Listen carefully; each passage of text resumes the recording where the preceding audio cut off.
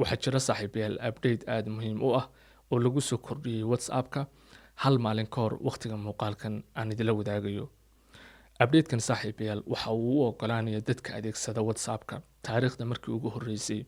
in ay WhatsApp-ka kula xiriiri karaan qof ku hadlaya luqadda ay iyagu ku hadlayaan mid aan ahayn, isla markaana qofkaasi luqadda uu ku hadlayo aanay iyagu garanaynin iyagu luqadda ay ku hadlayaan. waxaa jira saaxiibayaal update aad muhiim u ah oo lagu soo kordhiyey WhatsApp-ka hal maalin ka hor waqtiga muuqaalkan aan idila wadaagayo. Update-kan saaxiibayaal waxa uu u ogolaanayaa taariikhda markii ugu horreysay dadka adeegsada WhatsApp-ka inay ku wada xiriiri karaan luqado kala duwan iyagoo midba luqadda uu qofka kale ku hadlayo aanay garanayn. Saaxiibayaal si aad si fudud igula fahantaan, hadda ka hor marka aynu WhatsApp-ka adeegsan jirnay si aynu qof WhatsApp-ka ugala xiriirno waxaynu u baahannahay qofka aynu la hadlaynaa luqadda uu ku hadlayo inaynu inagu garanayno, inagu luqadda aynu ku hadlaynana qofka kala garanayo. haddaba saaxiibayaal hadda iyo wixii ka dambeeya WhatsApp-ka waxaad kula xiriiri kartaa qof luqadda uu ku hadlayo aanad adigu garanayn, asna luqadda aad ku hadlayso aanu garanayn. haddana waa isfahmaysaan, fariimaha uu kuu soo diro waad arkaysaa, waad fahmaysaa, kuwaad adigu dirtana uu fahmaya, uu arkaya.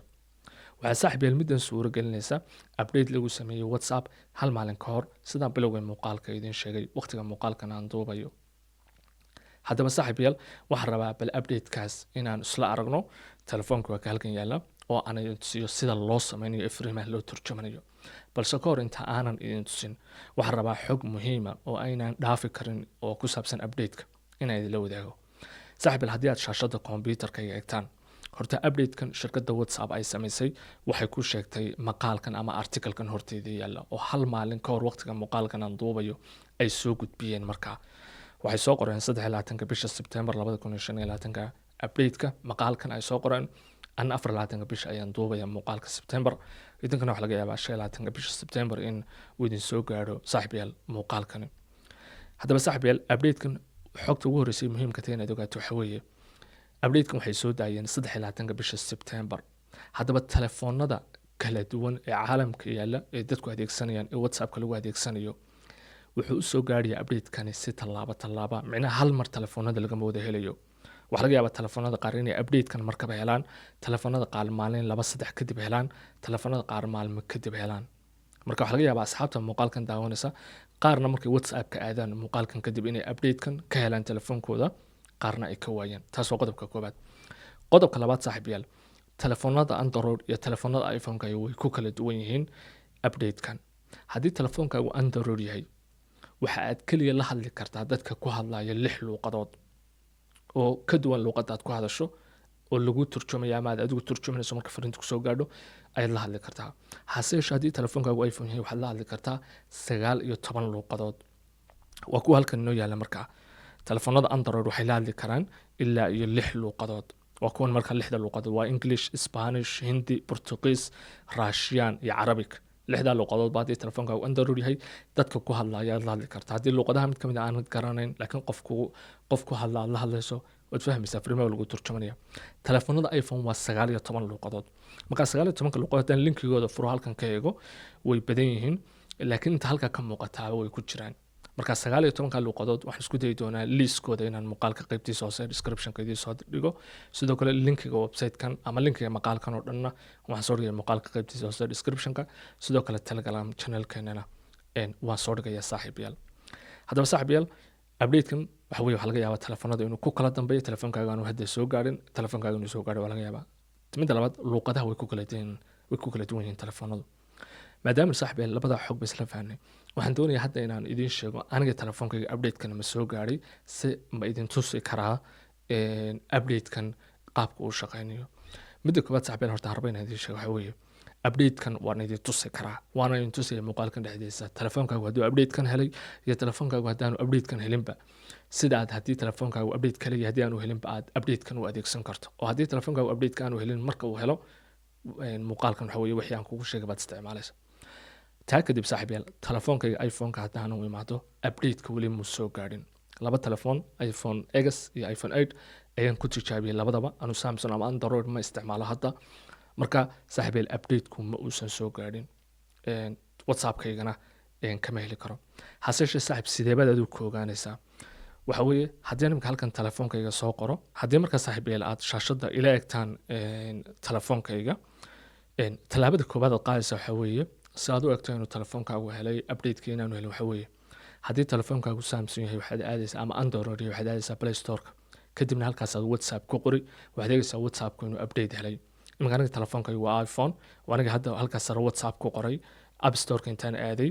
labadayda WhatsApp waan update gareeyay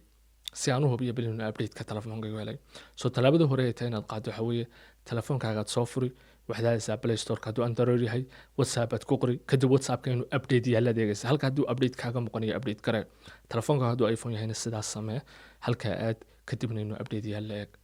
intaa markaad samayso tallaabada labaad aad u baahan tahay waxaad u baahan tahay inaad WhatsApp-kaaga soo furto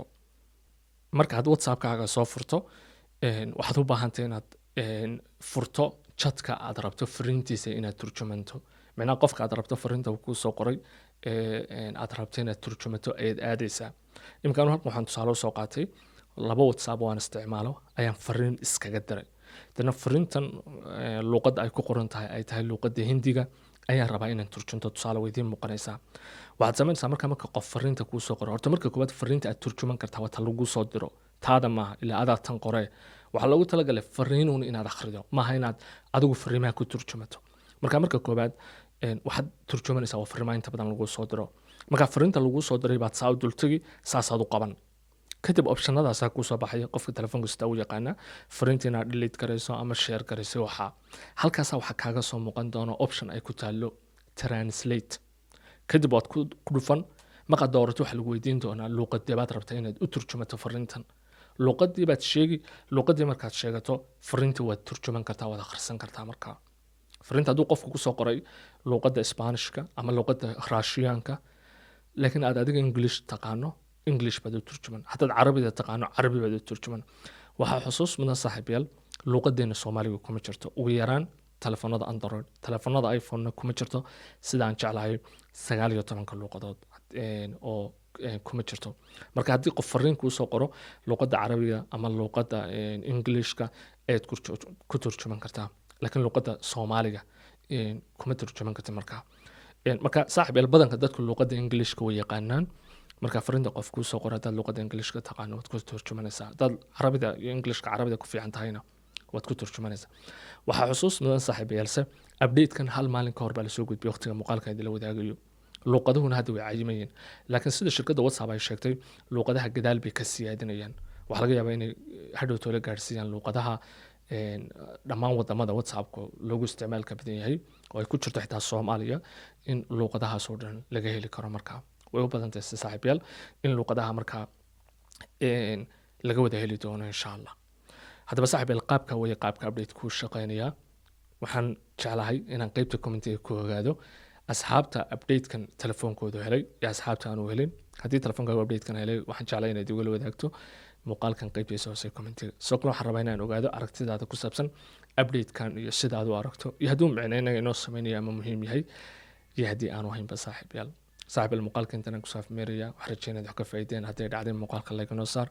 haddii muuqaalkan aan waxba ka faa'iidin waan rajeynayaa muuqaalkan waa dislike garan kartaa inkastoo aan muuqaalka dislike aan ku arko aanan jeclayn haddana haddii waqti aan ka lumiyay waad samayn kartaa muuqaalkan ka xiga intaan ku kulmi doono aniga idinka waxaan rajeynaya khayr wassalaamu calaykum